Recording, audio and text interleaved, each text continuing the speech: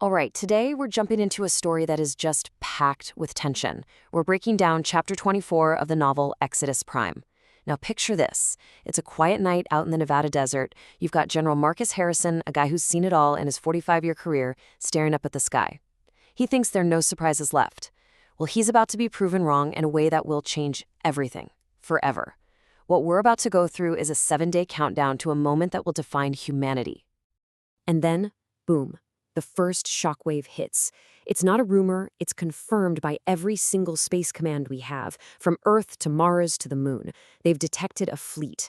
And I don't mean 1 or 2 ships, we're talking 412 massive, unidentified vessels that just blew past Jupiter's orbit. And there's no question about where they're headed. Straight for us. So this is the framework for the whole chapter, our ticking clock. 7 days. That's all the time humanity has from the moment they spot these things to the moment they arrive. Each day is a new level of insanity, right? You've got the initial shock, the public reaction, the military scrambling, and this huge debate. It's a countdown for the entire solar system, and you can just feel the pressure building with every passing hour.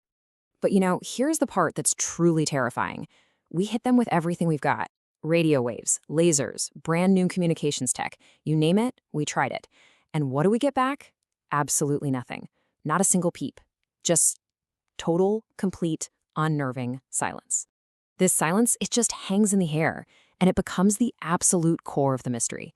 It's what's fueling all the fear. So of course, the news gets out. And humanity, well, it splits right down the middle. On one side, you have absolute panic. The markets just tank, grocery stores are empty in hours, total gridlock. It's chaos, everywhere from Earth to the colonies on Mars and Luna. But then there's this other reaction that bubbles up, hope. People are gathering on rooftops, not screaming, but watching. There's this sense of wonder. For the first time, humanity is facing something so much bigger than itself, and our reaction is just as complicated and messy as you'd expect. While everyone on the ground is either panicking or praying, the leaders of the solar system get together for probably the most important meeting in all of human history.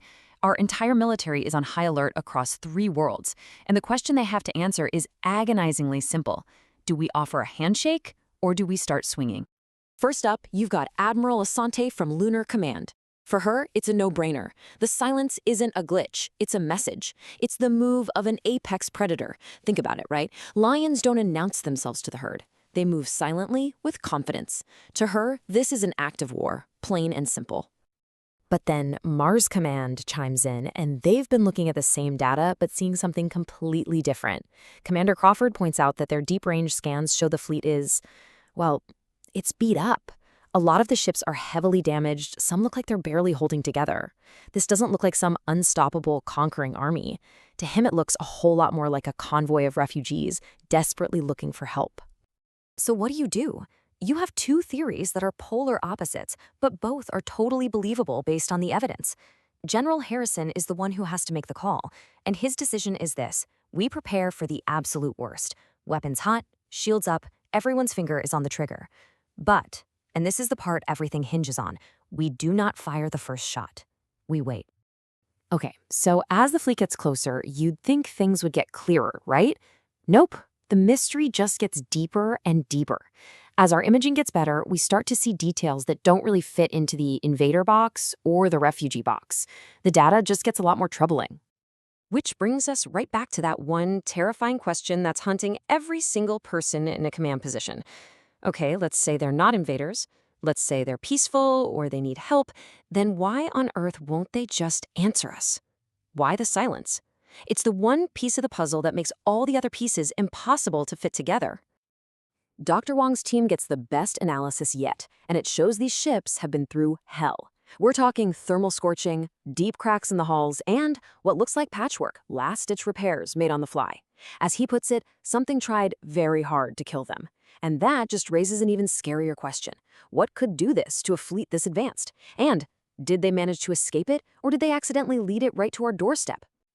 And now we're in the final hours. It's day 6. The ships aren't just blips on a radar anymore. You can actually look up into the night sky and see them with your own eyes. They look like a brand new, silent constellation, just slowly crawling towards us. The threat isn't some abstract idea anymore. It is a very real, very terrifying thing hanging right over our heads. And now, the book gives us the answer. The truth that no one on the ground knows as they prepare for either a welcome party or a war. The first part of the truth is what's on board. These ships are arks. They're carrying the last 9 million survivors of their entire species. This second part is their motivation. They're not here to conquer anything. They are the bereaved. They're carrying the ghost of a dead homeworld, the memory of a civilization that was completely wiped out. This journey isn't about aggression at all. It's about pure, absolute desperation. And here it is, the final, heartbreaking piece that explains everything. The reason for the silence, the source of all the fear and the misunderstanding. They couldn't talk to us. No shared language, no common frequency, not even a mathematical starting point. They had no way to bridge the gap and tell us what happened. They were screaming for help into a universe that just couldn't hear them. And that leaves us with this powerful, just tragic conclusion.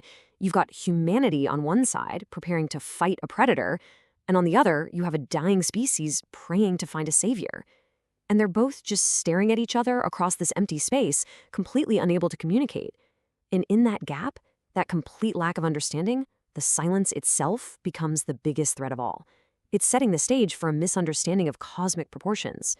What happens when your very first impression might also be your last?